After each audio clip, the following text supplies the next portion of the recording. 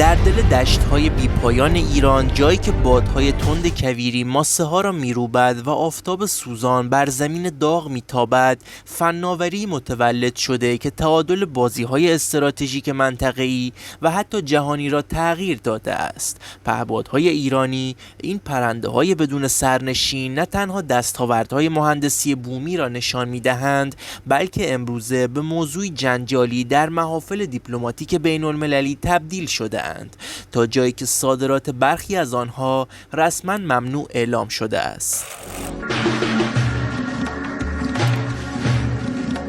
و اما ماجرا از کجا شروع شد؟ ایران در دهه 1360 زمانی که درگیر جنگی فرسایشی و تحمیلی بود، نخستین نیازهای نظامی به رصد و شناسایی هوایی بدون خلبان را حس کرد. پرنده‌هایی مانند پهپاد مهاجر یک در آن دوران شکل گرفتند. ابتدایی اما الهام بخش بودند. این آغاز راهی بود که تا به امروز به تولید پهپادهایی چون شاهد 129، شاهد 136، فوتروس، کرار، کمان و مهاجر 6 ادامه دار شد.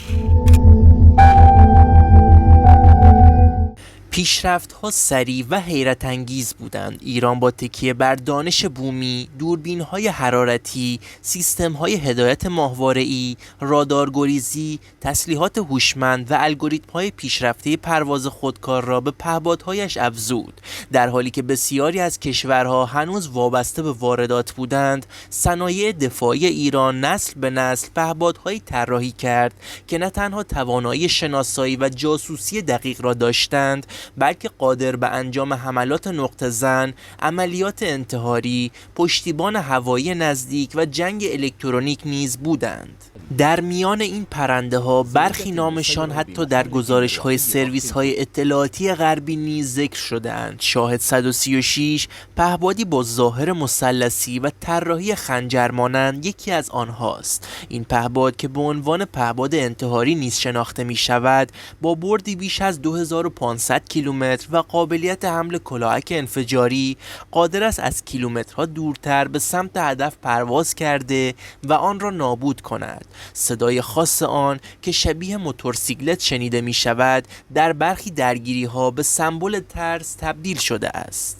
اما چه چیزی باعث شده صادرات این پهپادها ممنوع شود؟ دلیل اصلی به دو عامل مهم باز می گردد. اول، ویژگی های پیشرفته نظامی که ممکن است در اختیار دشمنان قرار گیرد یا برای بی‌ثبات سازی مناطق استفاده شود. دوم، فشارهای بین المللی و تحریم هایی که علیه صنایع نظامی ایران اعمال شده اند. سازمان ملل، اتحادیه اروپا و ایالات متحده آمریکا بارها هشدار داده اند که پهپادهای ایرانی در مناطق بحران زده مانند یمن، سوریه، عراق و اخیراً اوکراین دیده شده اند. همین مسئله موجب شده که صادرات برخی مدل‌ها مانند شاهد 129 و شاهد 136 به طور رسمی و قطعی ممنوع شود. شاهد 129 با ظاهری شبیه به پهپاد آمریکایی میتواند در ارتفاع بالا پرواز کند تا 24 ساعت مداومت پروازی داشته باشد و همزمان عملیات شناسایی و رزمی انجام دهد. وجود دوربین‌های الکترواپتیک، لیزر، سامانه‌های هدایت دقیق و امکان حمل موشک‌های ضد تانک از ویژگی‌های برجسته آن است. صادرات چنین فناوری میتواند توازن قدرت در هر منطقه‌ای را به هم بزند. به همین دلیل ایران حتی در همکاری با برخی از متحدانش نیز صادرات کامل این نوع پهپاد را متوقف کرده است. ماجرای پیچیده‌تر زمانی آغاز شد که برخی کشورها ادعا کردند پهپادهای ایرانی در میدان نبردهای اوکراین استفاده شده اند. ایران این اتهامات را رد کرده، اما بررسی بقایای پهپادها توسط کارشناسان بین‌المللی حاکی از شباهت زیاد به نمونه‌های ایرانی است. این مسئله باعث شد شورای امنیت سازمان ملل به بررسی نقص احتمالی قطعه‌های مربوط به صادرات سلاح بپردازد. در این میان حتی آمریکا نیز دست به تحریم شرکت‌ها و اشخاص مربوط با صنایع پهپادی ایران زد. با این حال نباید تصور کرد که فناوری پهپاد در ایران صرفاً برای مصارف نظامی نیز توسعه یافته است. بسیاری از شرکت‌های دانش بنیان ایرانی با استفاده از تجربیات نظامی، پهپادهایی برای کشاورزی دقیق، پایش منابع طبیعی، اطفای حریق جنگل‌ها، تصویربرداری هوایی و مدیریت بحران طراحی کرده‌اند. اما سایه سیاست و تحریم باعث شده که این فناوری‌های غیر نظامی نیز گاه زیر ذره‌بین نهادهای بین المللی قرار گیرند. از نظر فناوری، پهپادهای ایرانی از موتورهای احتراقی و توربوجت گرفته تا موتورهای الکتریکی بهره میبرند. استفاده از فناوری اینرسیایی برای هدایت در شرایط قطع ارتباط با GPS یکی دیگر از نقاط قوت آنهاست. برخی پهپادها مانند کمان 22 حتی توانایی حمل موشک‌های هدایت شونده هوا به زمین را دارند. این سطح از پیشرفت نیازمند هزاران ساعت طراحی، تست و مهندسی معکوس بوده است، به خصوص پس از سرنگونی پهپاد فوق پیشرفته آمریکایی RQ-170 در سال 1390 که فناوری آن الهام بخش بسیاری از پیشرفت‌های بعدی بوده. جالب است بدانید که ایران نه تنها پهپاد می‌سازد بلکه پایگاه‌های سیار و کشتی‌های بدون سرنشین نیز برای استفاده از پهپادها طراحی کرده است.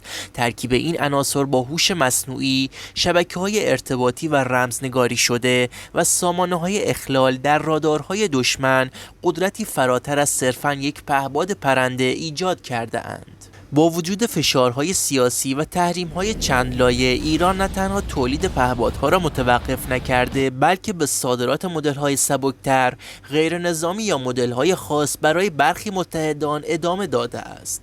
برخی تحلیل کنندگان معتقدند که این سیاست محدودسازی صادرات راهی است برای حفظ برتری تکنولوژیک و جلوگیری از افتادن فناوری در دست کشورهایی که ممکن است روزی علیه ایران از آن استفاده کنند. در این میان یک سوال مهم باقی میماند: آینده پهپادهای ایرانی به کجا خواهد رفت؟ پاسخ ساده نیست، اما روشن است که ایران به دنبال توسعه نسل جدیدی از پهپادها با توانایی‌های فرازمینی مانند مانورهای مافوق صوت، سیستم‌های ضد پرتاب، هوش مصنوعی پیشرفته و همکاری میان پلتفرمی با سایر تجهیزات نظامی است. پهپادهایی که شاید روزی نه تنها بر فراز خلیج فارس بلکه در مأموریت‌های اکتشافی مریخ نیز دیده شوند. در نهایت پهپادهای ایرانی نه فقط ابزار جنگی که نماد تحول فناورانه در شرایط تحریم هستند و همین ترکیب از توان بومی، ضرورت استراتژیک و حساسیت جهانی است که باعث شده صادرات آنها در مواردی ممنوع شود، نه از سر ترس بلکه برای محافظت از فناوری که میتواند تعادل آینده را شکل دهد.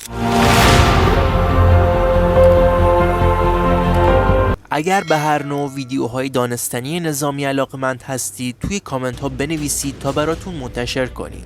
با تشکر از همراهی شما.